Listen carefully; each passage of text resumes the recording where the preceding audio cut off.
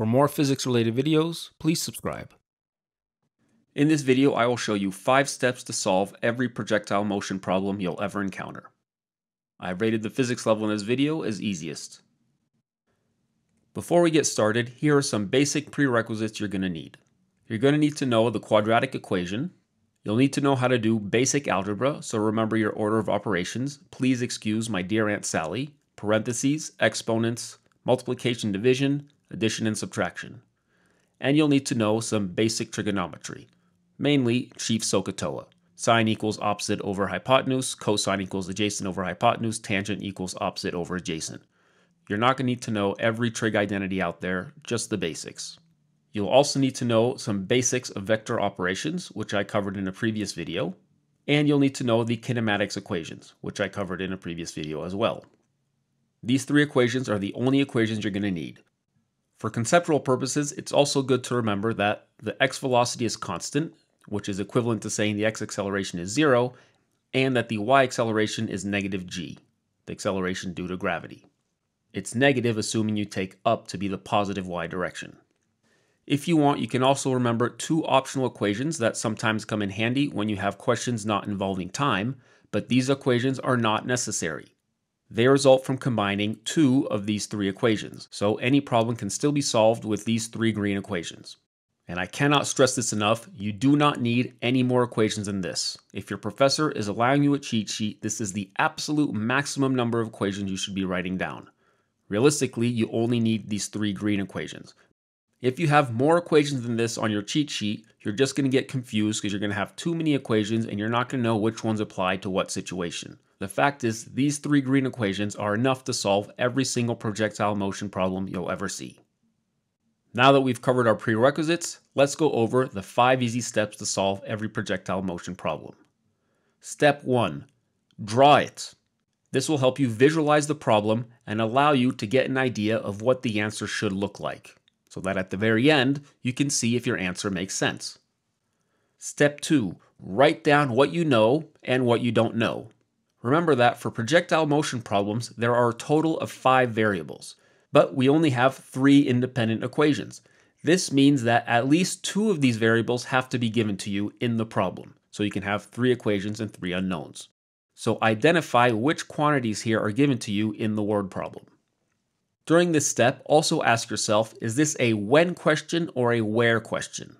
Are they asking you a question involving time, or are they asking you a question involving location? And make sure you write down where you're setting your height equals 0.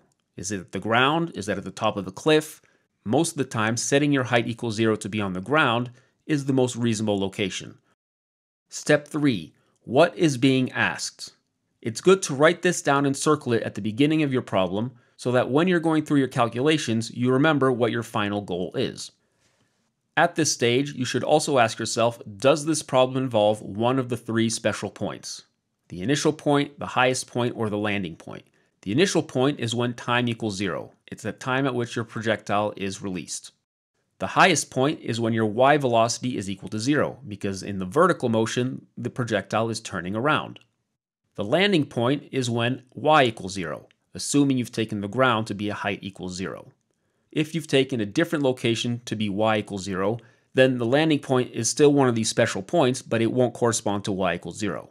The reason these are the 3 special points is because the vast majority of projectile motion problems you'll see involve one of these 3 points, although they don't have to. In principle, you could ask a question about any point along the trajectory, but most of the time one of these 3 points is what's being asked. If you're finding this video helpful so far, be sure to like and subscribe, and maybe share it with some of your classmates and friends. Step 4 is to separate horizontal motion and vertical motion. Do not confuse your x and y equations. The x equations only apply to the x motion, the horizontal motion, and your y equations only apply to the vertical motion. If you mix them up, you're going to get the wrong answer. And the final step is to solve without plugging in any numbers. Only plug in your numbers at the very end when you've got an equation of the form, the thing I'm being asked for equals a bunch of stuff that I already know. The reason you want to do this is that if you plug in numbers ahead of time and then continue doing algebra, for one, if you make a mistake and get the wrong answer or an answer that doesn't make sense, there's no way for you to go back and see where that mistake was, so you'll just have to start the problem from the very beginning. If you keep it in variables, you might be able to catch where you made your mistake, and you'll be able to start from that point, not having to start from the very beginning. Another reason is, if you plug in numbers at every step, you're almost certainly going to end up rounding off at every step. And so even if you do everything right, it's quite likely that all of this rounding off will end up giving you the wrong answer. The one exception to this rule is 0. If there's a quantity that you know is 0, plug that in right away. That will make things much simpler. But generally speaking, you don't want to plug in numbers. Occasionally you might get a situation that's algebraically very complicated, so it's more practical to plug in numbers, but for the most part, do not plug in your numbers till the last step. Alright, so those are the 5 steps for solving every projectile motion problem. Now let's apply these 5 steps to an example. In this example, a soccer player kicks a ball off the ground with initial speed of 30 meters per second at an angle of 60 degrees above the horizontal. Ignoring air resistance, what is the ball's speed after 4 seconds? Okay, step 1, draw it. So, what's happening here? We have the ground, and we've got a ball being kicked up at some angle, and it will follow a parabolic trajectory, eventually landing back on the ground. The ball is kicked off the ground at initial speed at some angle theta. And at some time along the trajectory, it will have an x position and a y position, as well as an x velocity and y velocity. Now that we have a visual picture of what's going on, we can move on to step 2. Write down knowns and unknowns, remembering that we have this total of 5 variables. 2 of them, at least if we want to solve this completely, have to be given to us. In this problem, we're given the initial velocity, which is 30 meters per second at an angle of 60 degrees above the horizontal. And the relevant time, we're told, is 4 seconds after the ball's been kicked. Now remember that velocity is a vector.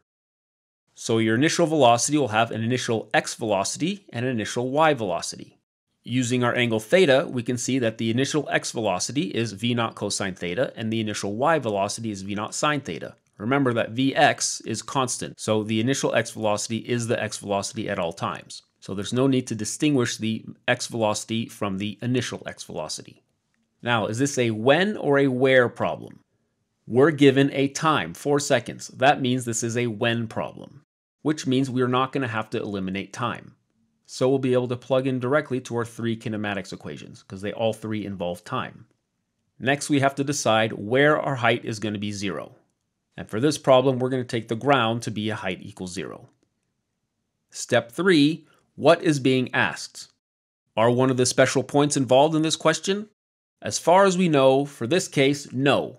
We're not being asked a question about the initial conditions. We're not being asked a question about the highest point, unless it turns out that the ball reaches its highest point at 4 seconds. And we're not being asked a question about when the ball lands, again, unless it turns out that 4 seconds is when the ball lands. What we're being asked in this question is, what is the ball's speed after 4 seconds? And remember that speed is the length of the velocity vector. So it's going to have an x component and a y component. And to get the length of the vector, we have to use the Pythagorean theorem. Now we move on to step 4. Keep your horizontal and vertical equations separate. We have our 3 kinematics equations, and remember that the x equation only applies to the horizontal motion, and the y equations only apply to the vertical motion. At this point, you might look at this equation and say, I know what v naught y is. It's just v naught sine theta, and both of those are given. And I know g is 9.8 meters per second squared, and I'm told time equals 4 seconds. So I can just plug in to find that the y velocity equals negative 13. Don't do this. We're not being asked about the y velocity. We're being asked about the total speed. Now, in this particular problem, it's simple enough that probably if you plugged in numbers now, it wouldn't be a big deal. But remember the last step, you want to get into the habit of only plugging in your numbers at the very last step, unless one of those numbers is 0. So we don't want to plug in numbers just yet. Now in this case, since we have our equation for Vy, we now have to find Vx so we can plug into this Pythagorean theorem to get the speed, which is what we're being asked for. Well, Vx is constant. So Vx is just the initial x velocity, which is given. It's v naught cosine theta. Now we can plug into the Pythagorean theorem to get that our velocity as a function of time equals vx squared plus vy squared, remembering that vy depends on time. We can now plug in what vx and vy are in terms of quantities we know. And now we have an equation where we have the quantity we want, the thing we're being asked for, equals a bunch of stuff that we know. So now we can plug in our numbers to get that the speed at 4 seconds is about 20 meters per second. And one thing you always want to do is check to see if your answer makes sense. Our initial speed was 30 meters per second. So the speed has gone down, which means that we must be at a height that's above height 0, because the ball is going to slow down as it goes up and it come back down to the same speed, and the only way its speed will be greater than its initial speed is if it's gone down from its initial position, which in this case would be below the ground. So to check to see if this answer makes sense, you could look at what delta y is at time equals 4 seconds, and you better get an answer that's positive. If you get an answer that's negative, then this answer of 20 meters per second doesn't make sense because it would have to be greater than 30 meters per second. Now that was a pretty simple example, particularly because this was a when problem. When it's a where problem, you have to combine equations to eliminate time because you're not being given information or being asked about time. But that's just one extra step, so you can see that these problems don't really get that much more complicated. In the next video, we're going to look at how you would go about finding the maximum height of a projectile.